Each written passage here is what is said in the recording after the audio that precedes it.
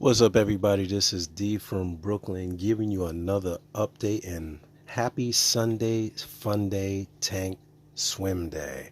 I've been really slacking with the videos, but as I always say, life gets in the way. And just to keep you guys up to date, one of the reasons it's kind of difficult to make a lot more videos these days is my son is older. It is no longer the man cave, but the men's cave. And if you guys have ever been joining me in one of the live streams or back in the Reef Collective days and you heard that yelling in the background, that's usually my son playing his Xbox in the room next door to where my fish room is. So it's kind of hard to make videos without doing a half a dozen voiceovers. And really unfair to you guys because I like to keep you guys in the real time update. And as you know, people like to show the tanks when everything is sparkly and clean and pristine. And things happen, things go wrong. And that's why I like to keep these videos as real and up to date as possible. So let's just jump into things. Right now, you see me doing a little cleanup of the water here, just a little typical glass cleaning with my Magnaviewer. This tank went through a major crash, as you've seen in my last videos about the crash, and I'm just trying to get it stabilized. It's starting to get into itself. The cycle has become a little more stable. I had a major bout with algae, so let's go in for a closer look. Now, as we go in closer, you'll start to see that the zoas and the little pieces of frags that I have in there are starting to color up really nicely. I had to make some adjustments because I had a lot of algae over the first 3 weeks. It was a constant battle. These rocks were so covered in algae that I basically took them all out of the tank probably 3 times. You think I was joking in that video when I said this is the third time, this is the second time cleaning the tank, but it was really a lot of hair algae and just the nuisance algae. Not so much cyanobacteria, but a lot of nuisance hair algae. You'll see a little bit as we swing over to the sides. This is not algae, this is the chaeto that I used to have in my little hang on the back refugium. I decided to remove that and to see if it really made a difference because it did take up a lot of space and I wanted to find the cause of the algae explosion. So I did a couple of removals of the rock and just did a really basic cleaning of the rock just to get that hair off. And now you can see it's kind of subsiding quite a bit. This has been a week and a half since the last update and I did a final cleaning. I wanted to make sure that there weren't a major source of phosphate in the tank from the old rock. I did have a lot more rock in the tank than you actually see now. You'll see that there's a lot of open space in the front. I'll throw on the daylights in a few minutes just to give you a clearer look. But having the rock as old as it was had a lot of bacteria in it, a lot of good bacteria, but when the tank crashed, it probably had a lot of junk in the rock that had just been released into the water column. It was dang near impossible to keep that rock clean. I was constantly taking it out, cleaning it. I have the brushes. I can show you. I keep these brushes, these plastic ones, not the metal ones that you use for like cleaning off car batteries and things like that. So I was constantly cleaning them with these little brushes here. You can see it shed some light on that. I'm working with one hand, but you can see how much I use this brush just by how flat it is. I was basically going in and scrubbing that hair algae off and then constantly changing the filter floss to try to keep that out of the water column. If you look real close, there are a few zoas you can see over there that still have a little bit of hair on them. One of the things also, there were not a lot of fish in here. I know there's a lot of instant cycle type products that you use to cycle the tank. I really don't believe in those products, although I do believe in adding positive bacteria to the water column just to aid in the cycle. But once again, since I have a lot of older rock in there, I'm more of a believer in the bacteria that live in the live rock than adding it manually. I do use this product, which I do like a lot, the Start Smart Complete. I know it's hard. I'm going to put the daylights on in a minute. I just don't want to throw the lights on right now. But the Start Smart I do use to add good bacteria and to help cycle the tank. Not so much to rely on the bacteria itself, but so that you don't have the explosion of cyano. When you see new tanks and the substrate is red or green, you get a lot of sediment in the substrate.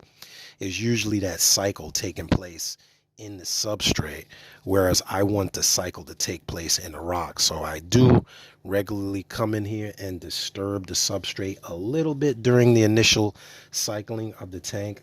I don't want anything stagnant on the surface of the substrate. And another note, when you're using magnetic cleaners, be careful not to get sand in that area under between the magnet and the glass, or you can end up scratching your glass.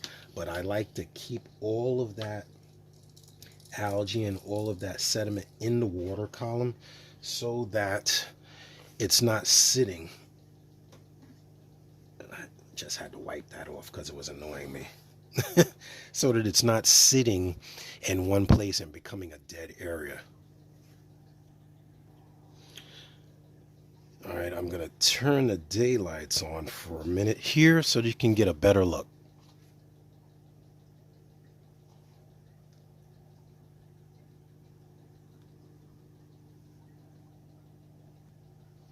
All right, that'll give you a quick view of what it looks like with the lights on. I'm going to shut them off now, but you can see in that glimpse how much algae is still remaining in the background, though the cycle is starting. So we're just going to monitor that.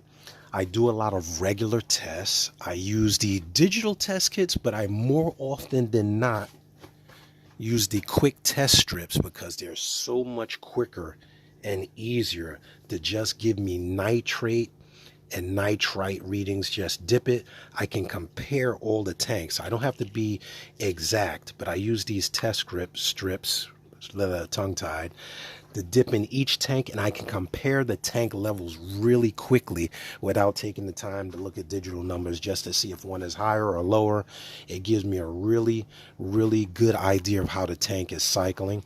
So I've been doing that. I did add 2 more fish. They did have a ongoing sale at the local pet store, and I have quite a bit of credit there. Had some credits, so I did pick up this little guy here, my beautiful firefish.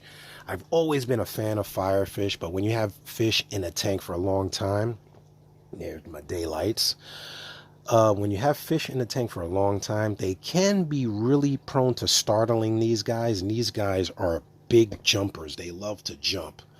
So you got to have a tight fitting lid, which I do have. And this is glass. One of the other things that I did do is I switched from my screen top to the glass top. 2 things. It cut down greatly on evaporation, which was quickly changing my salinity levels. So you can see this right here, glass top here. The screen top I have sitting in the back of the tank. And not only did it keep down the evaporation and stabilize the salinity levels, man, I'm tongue-tied today, salinity levels, it also maintained a consistent temperature. The tank is much warmer. It's cooler in my basement. This maintains a much warmer temperature consistently in the tank as we're getting into October. Your temperatures start to drop and you start seeing differences in coloration of coral, and actually it affects the speed in which the salinity goes up and down. Because if you don't have a regular auto top off, I haven't reinstalled my top off. My auto top off maintains the salinity. You'll get drastic changes in the salinity, and that can have a great impact on the corals in the tank. Not only the corals, because not only you guys keep coral, but the fish. If you're trying to breed the fish and the salinity is going all over the place, and you know it's just up and down, one day it's 36, next day it's 32 or 34, you kind of, it's like in your house fiddling with the thermostat. You know, the wife is hot, you're cold, one day you're cold, she's hot. You know, it's just maintaining consistent levels. in the tank is what we're always striding for. And you can see still got quite a bit of algae. It's dying down a lot. It's not the big problem that it was before, so you never panic.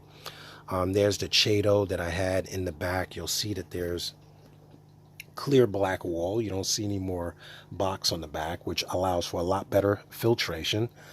And things are looking much better. So just give you guys an update. I do have my Via Spectra running there. You can see that there. I made some adjustments to that because it was pretty bright, and since the tank is cycling and I had algae popping up all over the place, I definitely wanted to lower the light levels, the blues. I don't run the daylights for as long. I run the daylights, as you can see, they just cut on at 1:30. I run them for about 1 to about 3:30 or 4 daylight. The rest is very intense 460 nanometer spectrum, which is the actinic blues, and some of the aqua. I forgot what you call the other ones. Yeah, not the actinics, but the 460 and the 440 nanometer blues. Basically the blue actinics run a majority of the day. So you can see, although we had some algae in the back wall, it's really starting to go away. One of my other fish that I added yesterday, I got a really good deal, was an algae blending. I'm pretty sure between the algae blenny pecking on there and the snail, which is in this corner here next to Mr. Crab's house, kind of doing good work and munching down on some of that algae. So getting things under control. Just wanted to let you guys know where we were. And a lot of times people show you the positive when the tank is shiny and blue and clear and corals are popping all over the place. You're like, man, why is my tank got algae? And people tend to tear the tanks down. So this is a real live look at cycling a tank from start to finish. This tank was been running for about 10, 11 years. First crash that I ever had in 10, 11 years in this tank. And that was fiddling around with controllers and timing and screwing around with things. So set it and forget it. Do things the old fashioned way, monitoring, knowing the science, and you'll do all right. So that is my quick update. This is D from Brooklyn. It would be nice if the algae blenny came out, but I know he's startled and there's about 1,000 places for him to hide in here, so he's not coming out. So corals are coming back. You can see getting some green back into these, pulling them out and scrubbing the algae off them. Really, really kind of beat them over the head to get for a bit. But this one is encrusting on a piece of river rock. I attached that one to a river rock and you see it encrusting onto the river rock. I can zoom in a little bit there. You can see it encrusting pretty well all around the edges, as well as this one. Really nicely encrusting. You can't see the frag plug anymore, and it's greening up again. Those recover again. I'm not gonna mess with the zoas as far as pulling hair off. I'm gonna wait a while, let that grow out. Then I go in with my trusty tweezers and go in and do the manual removal. You know, this is what we do as fish folk. We go in there and pick and get it out where we want, and try to just set it and forget it. Keep your hands out of the tank. All right. So until next time, this is D from Brooklyn. Thank you guys for watching. If you're not a subscriber, click that subscribe button. You know, YouTube likes that. It's good for analytics.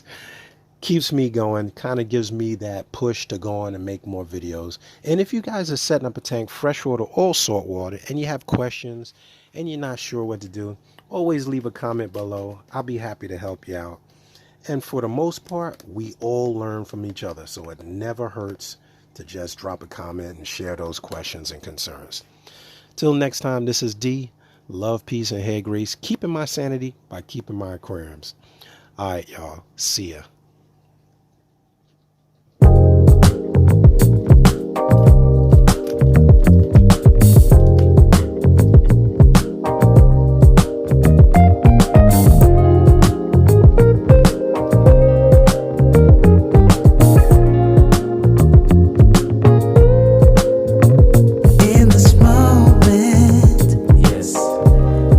Say what's wrong or right. No.